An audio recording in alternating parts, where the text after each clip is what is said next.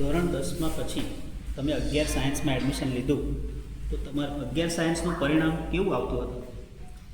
11થમાં તો જેમ દરેક સ્ટુડન્ટને સ્ટાર્ટિંગમાં બધું નવું હોય, PCM હોય, PCB હોય, એટલે બધા સ્ટુડન્ટ્સને રેગ્યુલરલી પ્રોબ્લેમ્સ થતી જ હોય, જેવી રીતે મને બી આવી હતી. બટ પછી ધીરે ધીરે અહીંના ટીચર્સે, અહીંના સ્ટાફે મને ગાઈડ કર્યો અને એમના ગાઈડન્સ પર હું ચાલ્યો. એમને જે બી ટિપ્સ આપી એ બધાને મેં ફોલો કરી અને મારું 11થમાં તો થ્રુ આઉટ ધ યર 95 પ્લસ જ રિઝલ્ટ આવતું. ત્યાર પછી ધોરણ 12 સાયન્સની અંદર સમગ્ર વર્ષ દરમિયાન તમારું બધું જ પરિણામ કેવું આવતું હતું?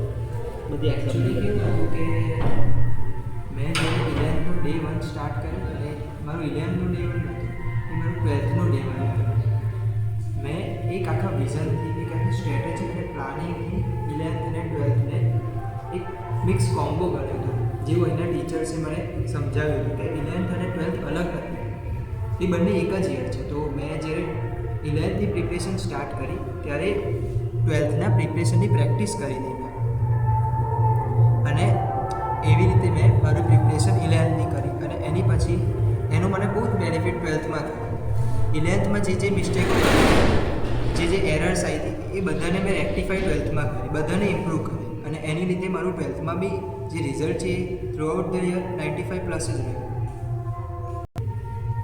હવે અત્યારે તમે રિસેન્ટલી જે 12 સાયન્સ બોર્ડની પરીક્ષા જે આપી એમાં તમે તમારા પરિણામની શું અપેક્ષા રાખો છો? તો એઝ યુઝ્યુઅલ મને એવું જ લાગે, મને મારા પર, મારા પેરેન્ટ્સ પર અને મારી સ્કૂલ પર પૂરો વિશ્વાસ છે. એટલે આઈ થિંક 95 પ્લસ તો આવશે જ. A1 ગ્રેડ તો પાક્કો છે.